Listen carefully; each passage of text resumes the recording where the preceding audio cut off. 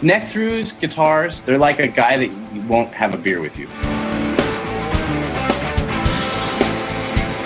I want to hear what's pushing the notes.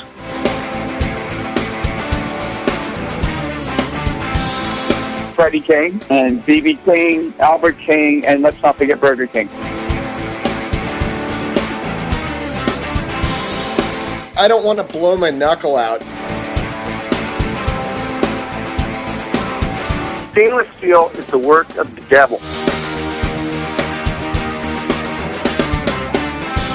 These go to 11.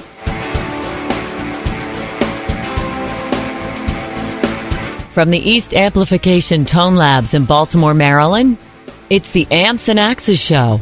With your hosts, Jeff the Godfather of Low Wattage Amps Bober and Mick Marcelino. Well, good day to you, Mr. Bober. Good day to you, Mr. Marcelino. How be you? Oh, we being good, man. I tell you what. Awesome. Just a real quick note. I want everybody to know, remember, it's ampsandaxes.com or ampsandaxescast.com. That's right. We own them both now, right? We own them both. That's right. And both of them will get you to the same spot. And we want you to definitely go there because we got a bunch of sponsors out there. And they're great people. And if you click through any of that stuff and you give some love, we get a little bit of love back. Keeps the coal in the engine to keep this thing going down the tracks, which we love bringing to you every week. And it really helps us out. And yes, for sure. We can't do it without you, man. That's right. You, your friends, relatives, anybody, just shout from your rooftop. Whatever you got to do, man. Just help keep this thing on the air or virtual air, whatever it is. How long do you think the rooftop shouting would last before somebody would show up with blinking lights? Depends where you are. Now, look, if you're in a place where nobody can hear you, don't worry about shouting from the rooftop. It's not going to make any difference. Yeah, if you're in your apartment complex, you may get arrested. So we're not really condoning it, but if you can, we'd really appreciate it. If it gets us an extra listener or two, that's right. Go for it. Not that we're going to pay your bail, but be forewarned. And when you do pay your bail, make sure that you told them that you heard it here first. That's right. The nuts on the podcast told you to do it, and that's the first place you heard it, or something like that. I don't know. Anyway, we're going to bring in another first today because it's a first for us. Yeah. A young guitarist that is, the new generation of blues players that is hopefully going to keep blues alive for another generation or two. Yeah. So we're gonna take a pause for the cause and come back with our guest of the week, Miss Ally Venable. Hey, this is Courtney Cox from the Iron Maidens, Femme Fatales, Starbreakers, and I'm probably forgetting about 5 other bands that I'm in. But you are listening to Amps and Axes. Okay, and we are back as promised with our guest of the week. Of course, we always keep our promises. Miss Ally Venable. Ally, how are you? Hi, how are you? Thank you for having me. We are great. And you sound like you're healthy as well. Yes. Now, you know how we met her, right, Jeff? Do you remember? Oh, man. If it's more than 15 minutes ago, okay. I'm not. So we're standing there watching Steve Morse and, Sterling and, the other guys can't right. We were stage left in the... Hunter Hayes was there as well. Yes. And, what's his name? Who else was on that stage? The Albert Lee. Albert Lee. No. Yeah, Albert Lee. Yeah. Right. And, and all of a sudden... she's like standing beside me and I'm like, why do I recognize this girl? Like I couldn't remember why. I'm like, and this is what social media does to us now because you see somebody and then you're like, man, do I know you? And that's right. What I was doing. I don't know you, but I know you. So then finally I just said, what's your name? And she told me and I was like, man, I think we follow you on Instagram. Sure enough, we do. So I saw her posts and stuff and I was like, wait a minute, this girl plays guitar.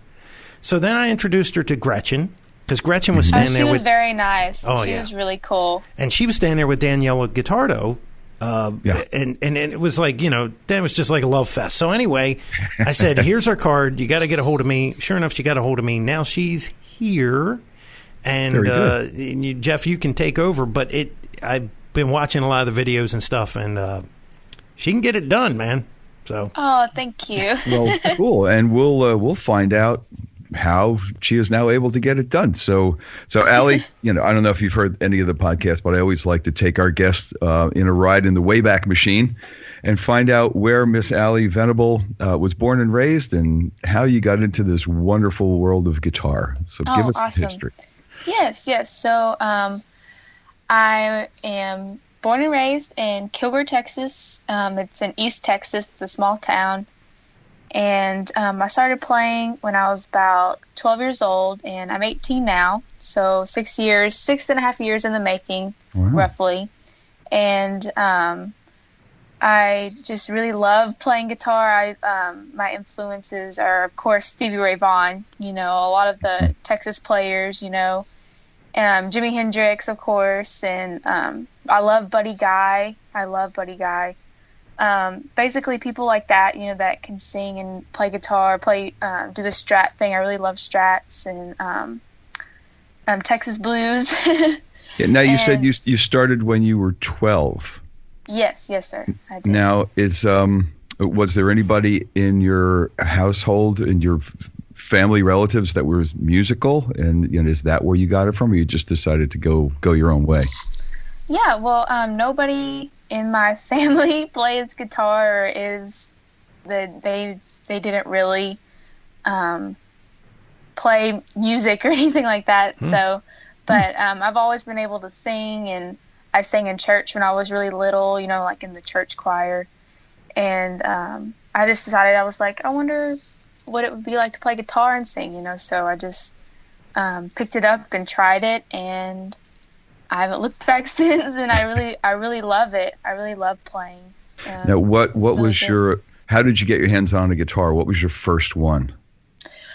Oh, I still have it. I have this, it's like a Mexican Strat, and it's a Fender, and it's, I still have it. That's my very first guitar. And now I play a American Deluxe Strat, and with Fishman pickups in it, and it's really cool. Nice.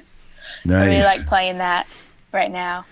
Yeah, I mean, we've said it a million times. There's nothing wrong with the Mexi Strats. I've got a Mexi Strat. I've got great. a Mexi Telly, in the arsenal, and they're fine. And like Mick and I have conversed, especially with older guests, like what it was like back in the day to pick up guitar back then. Exactly. And press the strings a half an inch down onto the fretboard, and it's a wonder that anybody had enough perseverance to move past those things with piano wires on them to become the players that they did become. Because man, the first time you pick one of those up, it is so discouraging. Sure. It's not picking up a Mexi Strat or anything else that you can buy for $99, which blows the pants off of anything we ever had. Exactly. What I love about Strats is that you really have to dig in on the string, and you really have to play to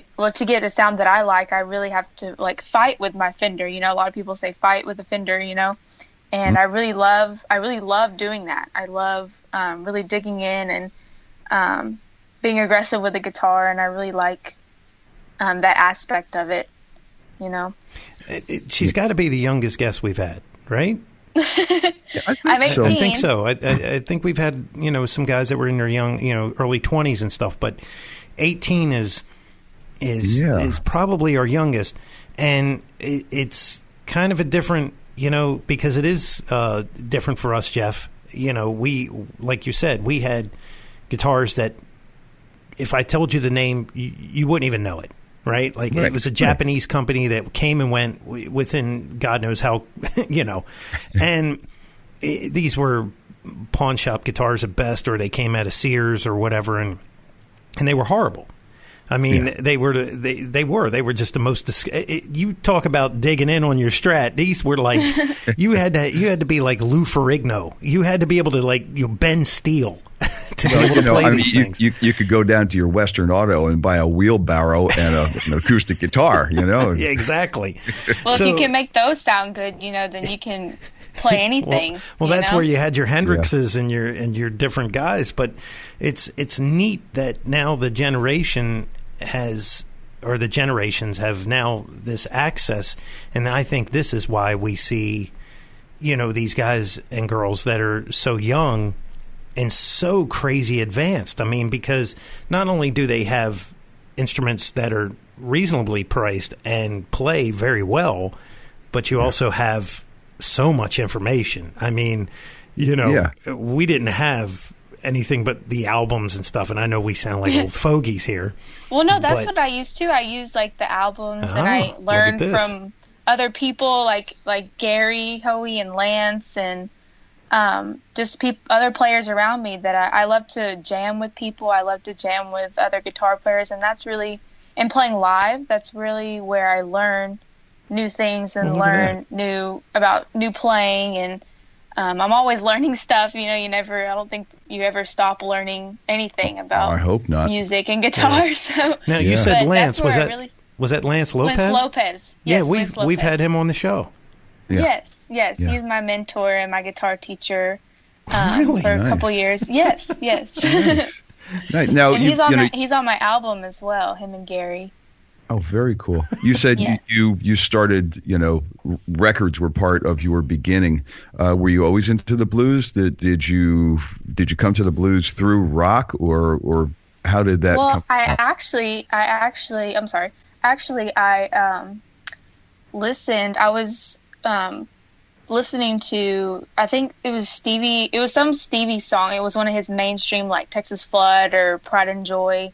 And I was listening to that stuff, and I was like, I really like this. I was like, who is this? Like, who is this person? And so I looked more into it, and I was like, wow, I really want to learn how to play like that. I want to, and what he did for a lot of people, he introduced a lot of people that weren't into blues, and now they looked into blues and what his inspirations were, and introduced a lot of people to blues music. And that is a goal for me, is I want to be like that for people. I want to introduce people that didn't know about blues or didn't really know a lot about it, to introduce them into the genre. So I want to do that, like Stevie did for me. Cool. Well, Stevie saved the blues. I mean, pretty much. I mean, it was, what was it, in the 80s, and it was the farthest thing from anything on the radio. I mean, it was completely, you had to dig deep. I mean, granted, you could go to Chicago, and I'm sure there was places in Austin where, guys were still doing it, but absolutely. When he did that whole David Bowie thing, that's what I was going to say. That's the first time I had heard of Stevie. I'm listening to Let's Dance for the first time, and the solo comes on. Let's dance. Who is this? I'm pretty darn sure it's not B.B. King, but who is this? Exactly. Yeah. And it's like, wow, that launched his career at least quicker than it would have without Mr. Bowie. Oh, sure. And and it, like you were saying, it really turned on a bunch of people to the blues. Yeah, that was eye-opening for. Well, not that I wasn't into the blues, because I absolutely was, but just hearing him mixed in that genre of music. I mean, first I thought that was genius. Well, if you think about it, blues is the origin of all music. It's it is the origin of like rock, R&B, even pop, like the David Bowie, even stuff like that. It's where all music, I think, derives from, and I think that's why I connect with it so well. Because it's the original American music. Right. It is. That is something that America, really has to call their own. And the very cool part behind this is that Ally, we've talked to some younger artists and stuff, but to have this older soul like you have is a kind of a refreshing thing, because we've had this discussion. When we were at NAMM, there was a lot less guitar players than what we have seen in the past.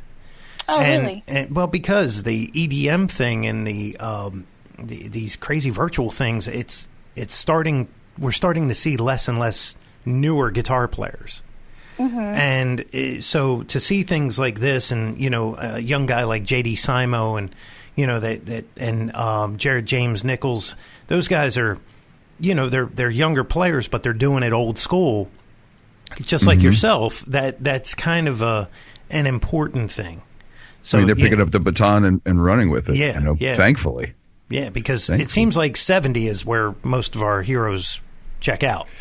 So we don't like that, but it's that's what we're seeing, and this next generation has to continue because we're starting to see less of it, and it's concerning because your computer's nice, but it's not a musician. No, but it does make it easier to learn because we've talked to so many people in the younger generation of people. It's like, where'd you learn? Well, I just went online and blah blah. It's all there, which is great. I'm sorry. It's okay. I think my favorite thing about the internet with my music is that I feel like people that are across the world, I really like the live features on like Facebook and Instagram and all of that. Like I like going on live and playing so that way I can connect with people that probably can't come to my show like in Dallas and they're in like Germany or something, or in Europe or something, or Mexico. I have a lot of people that watch me in Mexico, and I can go on that live thing and they can see me whenever I'm playing or if I'm just at my house. I really like that aspect of the internet in my music. Yeah, that is very cool. That is very cool. Who does that is great Kalk. Technology for that. Right? Yeah. And his are hilarious. Oh, yes. That's another Fishman user. He's with Fishman. Yes. I love Fishman. Yeah. I love their pickups. I have them. They're a company that I work with, and they have. I use the single coil, the Fishman Fluent single coil, or they're really not copper wound. They have like a chip in the back of them. Oh yeah. And you just charge it for like 2 hours, and you get 200 hours of playing time, which is insane. And it has like a dB boost on it as well that I really love. I leave it on like the whole time. So I can get like an extra boost whenever I play. So. Well, now see, if you leave it on all the time, then you have nowhere to go. There's always somewhere to go. There's always a pedal, I'm sure. But speaking about playing, you mentioned live and everything, playing live.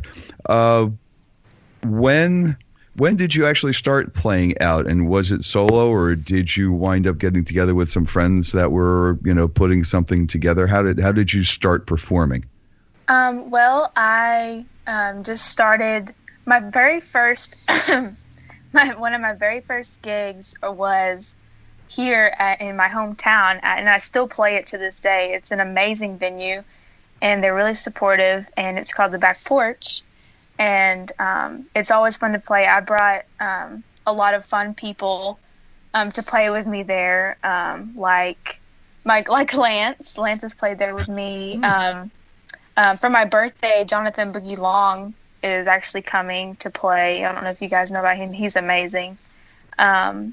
Wes, my friend Wes Jeans, has played there with me, and a lot of cool players. And that's where I really got my my start, and then it just ventured off. And now I play in Dallas a lot. I love Dallas, and I started basically whenever I was 12, when I first started just learning stuff, and I just got up there and just did it. Wow. And there you go.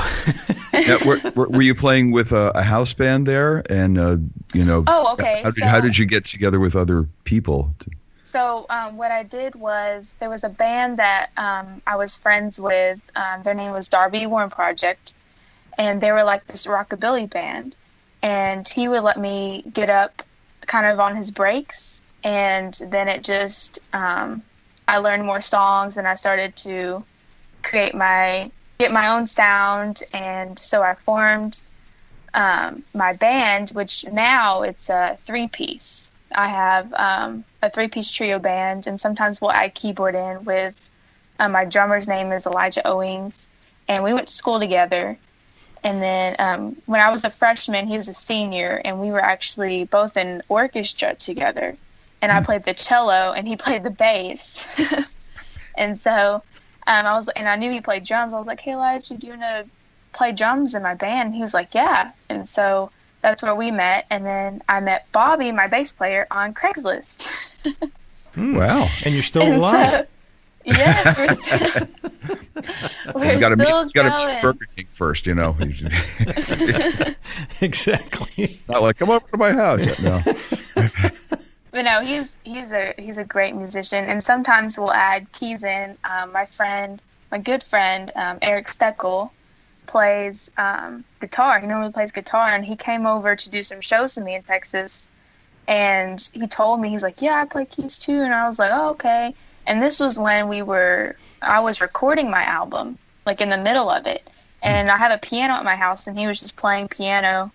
And I sang with him on piano. I was like, "Wow, this is really great." I was like, "Do you want to play MMB3 on my album?" And he was like, "Yeah." And so we went up to the studio, and we recorded some album tracks to go along with the album. And then I was like, "Well, why don't we like take this on the road too, you know?" And so he played a couple shows with me, and then a festival. We did a festival together, and it was just all beautiful, and it was great. So I really enjoy my setup that I have now with the people around me, and it's really great. Well, like you said, a lot of time it's a three-piece, and you know, for a guitarist or for any one of the three musicians up there, there's really no place to hide. You know, you gotta you gotta be putting it out there from start to finish. You have to play three. You have to sing, play lead, and rhythm, and all in one. Right.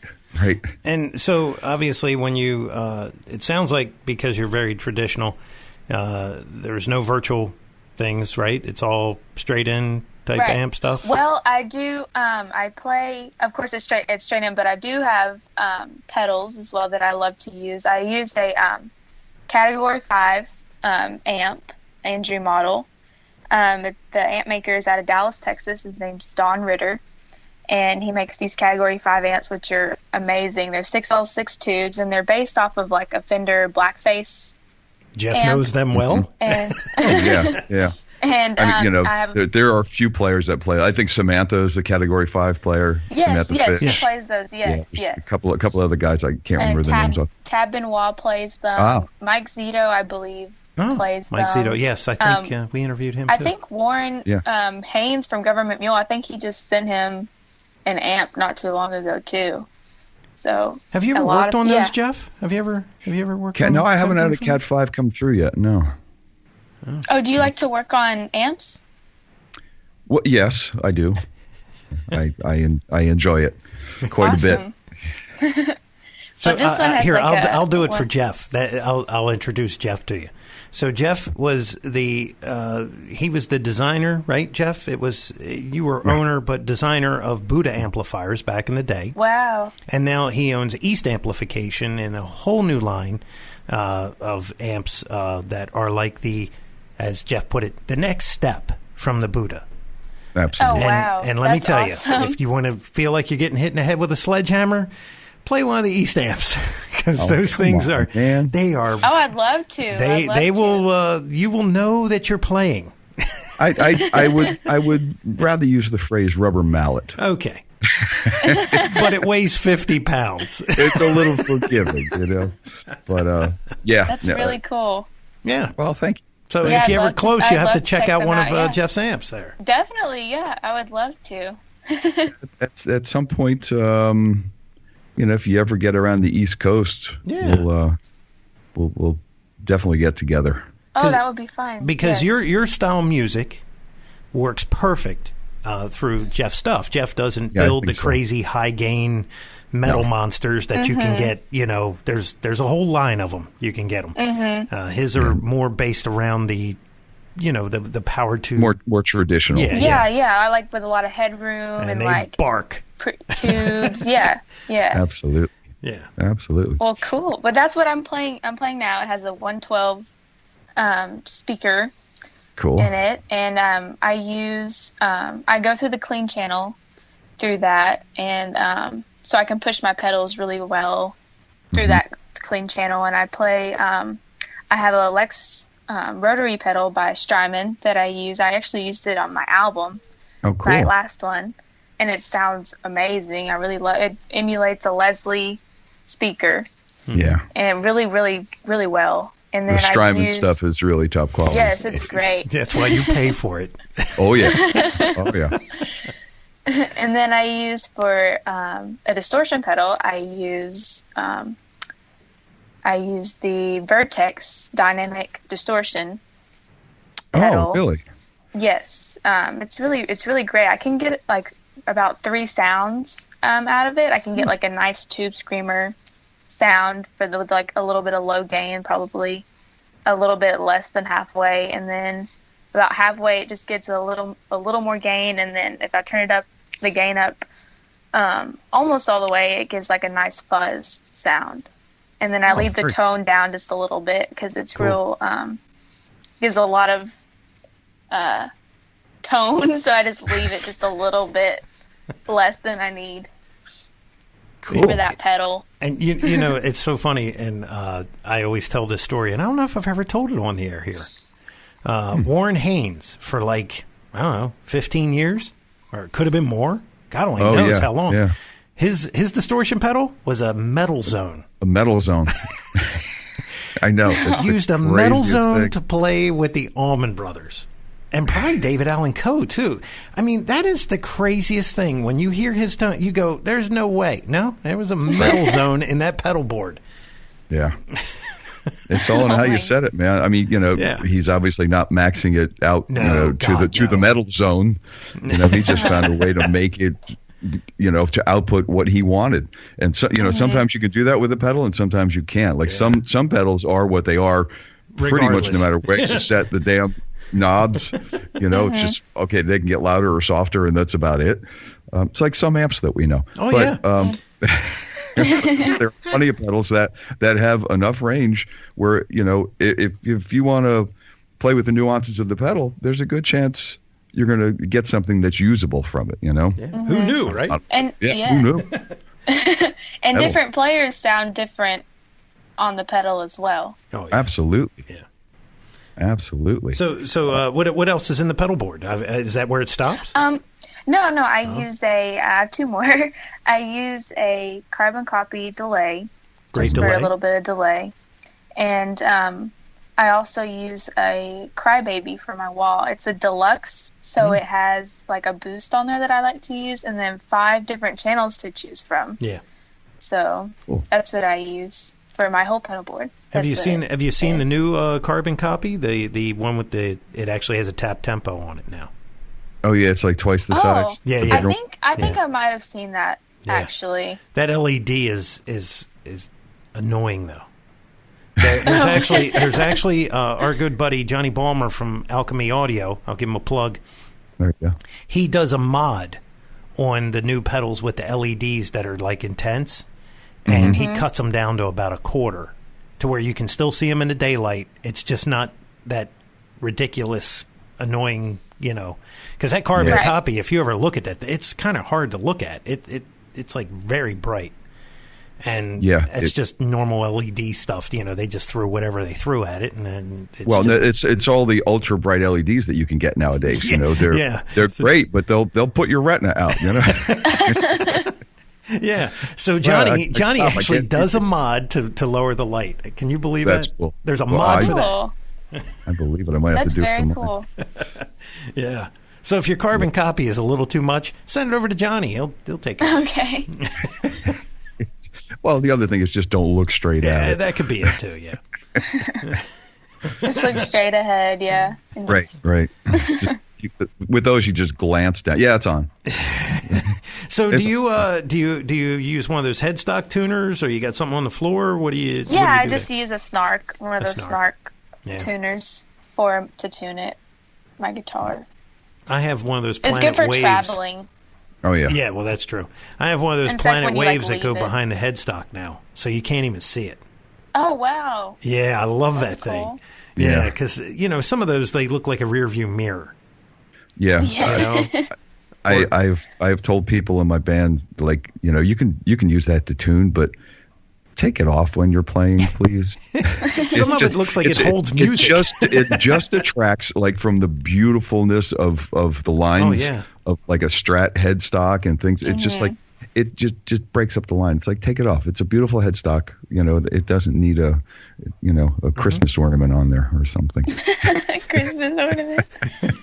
Our good buddy Michael Sterto, his headstock has a GoPro on it. Oh, it does. It does. Yeah, he's constant. Oh, yeah. I've done that before. That's fun. Let me tell you, when you watch one of his videos on YouTube, it's like, I don't know if this is cool or if I'm going to throw up. Because because it's so dizzy from moving around. Oh, he's all over the place. Yeah, you just have to break out the Dramamine first, and then you're okay. And they never lose focus. That's the thing. I know. So you can be whipping around with those things, and it's staying in focus, but the background is just moving all over the place. Sometimes I'm like, wow, that's so weird, but it lends for cool stuff. I mean, you get to see how he plays all the music, and you know. Yeah. I'm learning all my foreigner stuff that way. Yeah, man. So that is now. What gauge strings? Are you using the heavies like the old men, or are you going for the lighter stuff? On my Strat, I use 10s. I use Ernie. I work with Ernie Ball as well. There you go. I use the Super Sling or the Slinkies. I use 10s, and I'll use 9s on my Gibson. I have a Gibson Les Paul that I love to use. I was just going to say, we didn't touch on a Gibson yet. There you go. What's up with that? Oh. Yes, on half of my album actually was with my Les Paul. Standard, really, or is it a what version? It's so in the 90s, I believe they made they did this limited colors edition, and so I have this magenta Les Paul, which is, and it's that, when you pick up a guitar, and I've been plugged in, and you pick up a guitar and like a light bulb goes off in your head and you're like, oh, this is the one. That's what happened to me. I didn't even plug it. I just played it. I held it and I was like, oh my gosh, this feels great. And I know it's going to play great with the way I play. And I really love that one. And so I used that one on the album. Nice. And in my live shows too. I used it on my live shows. And then I use 11s on my telly. I have a little a telly that I use, but I play slide on it. I like to play slide. So okay. I have so I use that for my slide stuff. Wow. Yeah, that's 11s, man. That's when it starts getting fun. So if you're using it for slide, it's not too bad. Do you have the Fishman in your telly as well? I do not. I have these hot rail pickups in my telly. Rails, So those are. It sounds. Duncan hot rails. I don't believe they might be. I don't know. They're just some hot rail pickups in there. There you go. Yeah, I mean, DiMarzio makes a version. Duncan makes a version, of course. Everybody makes a version of that. I have a cool story about that guitar, actually. Cool. One of my friends, his name was Richard Rains. He had traded me I gave him a pedal or something for this guitar, and he gave me this guitar, and he totally took it apart and he put it back together, and he made this guitar for me.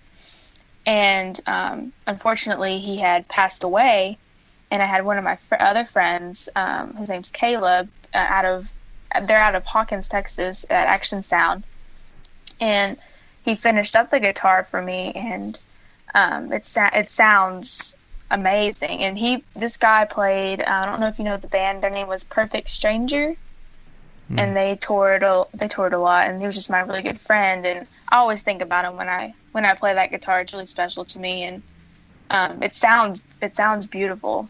So. Oh, nice. Wow. What color? It's red. It's red. Cool. Well, there you go. It kind of has just, how do you say it? Distressed look to it. From me playing it, and yes, a relic look. Yes. Yeah. Well, it's okay if a good bit of it actually came from being rode hard and hung up wet. Oh, yeah. Right. Yeah. Sure. Yeah. My guitars don't have an option. Mine are getting there quickly. Yeah. I think mine are actually growing another hand of skin underneath the bridge. But that's, that's just sheer laziness. It has nothing to do with me trying to relic it. It's just the way it is. Right. Yeah, that's okay. Yeah, man. Who was it? I saw a thing on, not to go off on a little tangent, but I saw a thing on, Social Distortion, the band. And, they use Les Pauls, right? And a lot of their stuff is just, the one player, I forget who it is, but he has the toggle switch duct taped down. So it's always in the treble position because, the frontman would be Mike Ness. Yeah, and they're just rock and rollers, right? Well, right. Oh, yeah. They did a like an autopsy on the guitar because it was having some issues, and there was so much human DNA underneath the stop tail that it was not adjustable anymore. It had rusted solid, and there was like just mold and skin and all this stuff, and it was pretty gnarly. But they cleaned it up and got it to work again, But it's just amazing how those guys that is a rock and roll band right there, man. Oh yeah. I was watching a Mike Campbell documentary. It was like the story behind the guitars, which actually Warner Brothers pulled off of YouTube for copyright infringement. I'm not quite sure why yet. Oh, nice.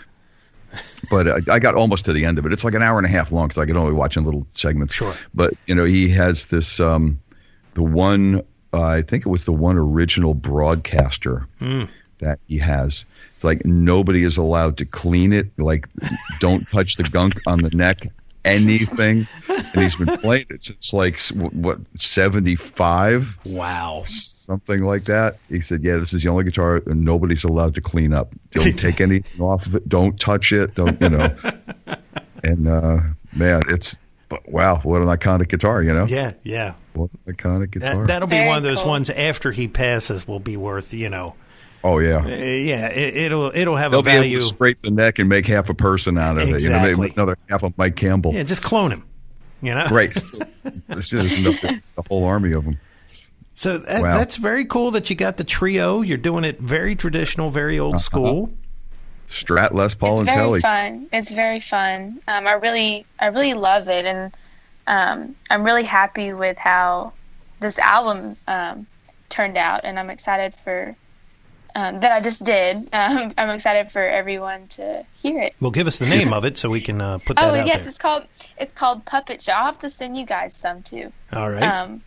But it's called Puppet Show, and it features Gary Hoey and Lance Lopez, and then I have Eric, of course, playing keys, and then I have one of my producers plays harmonica, and his name's Steve Kreis, and he's on the album as well. So, and there's a little bit of everything. Man, that's for cool. everyone on the album.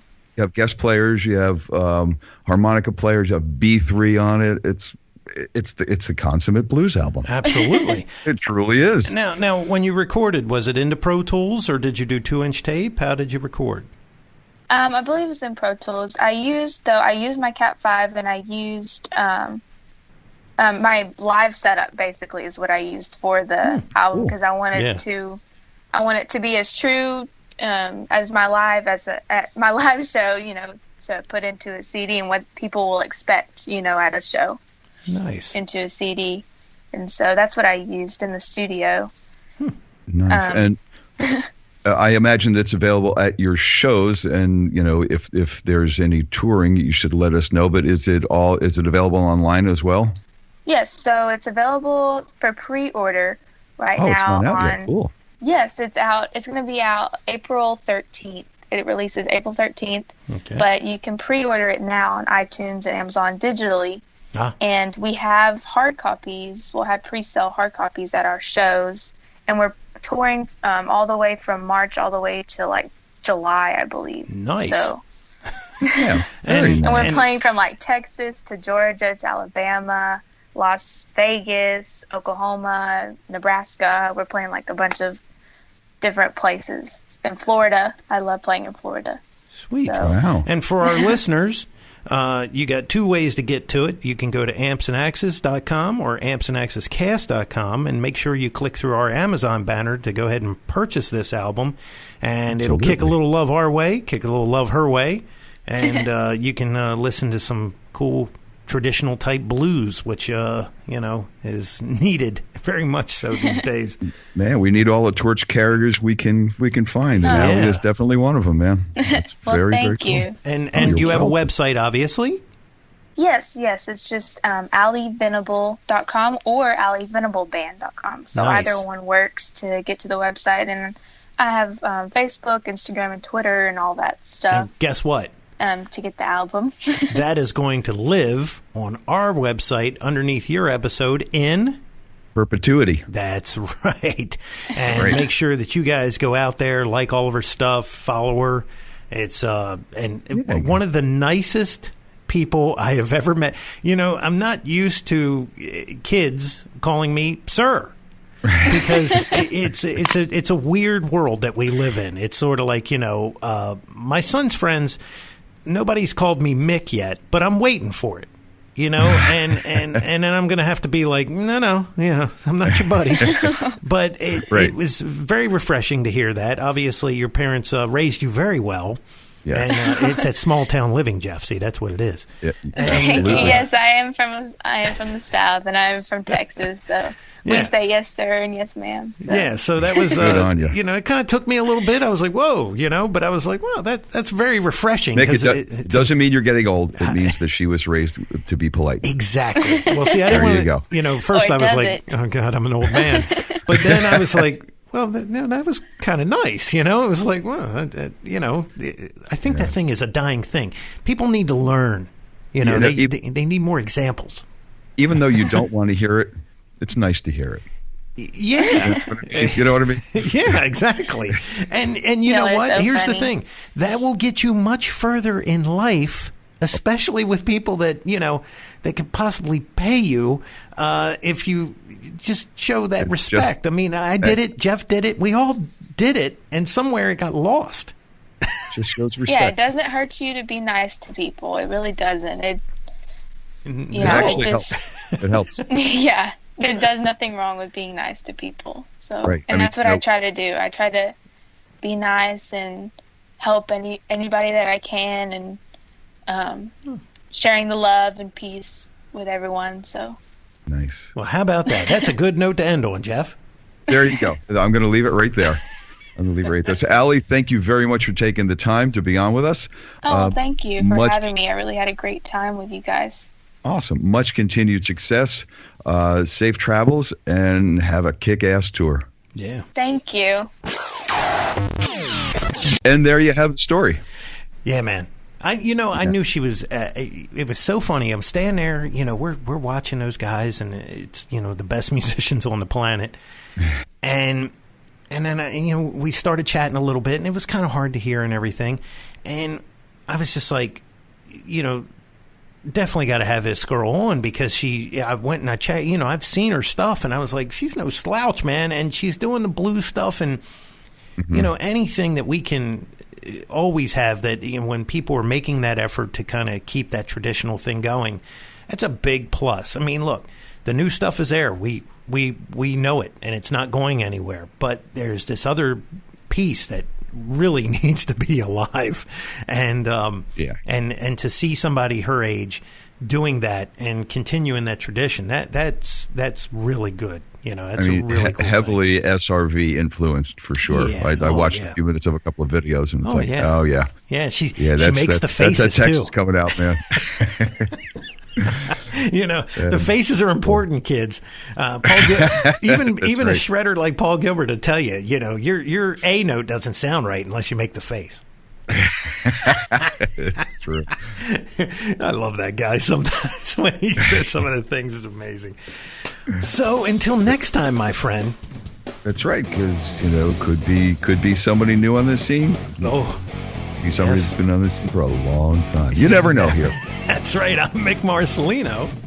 And I never know who. No, wait a minute. I'm Jeff Bober. And we're always saying, onward. Be sure and follow the show on Twitter @AmpsandAxes Also, make sure you like the show on Facebook. For news, comments, and everything else, visit the webpage, ampsandaccesscast.com. Thanks for listening.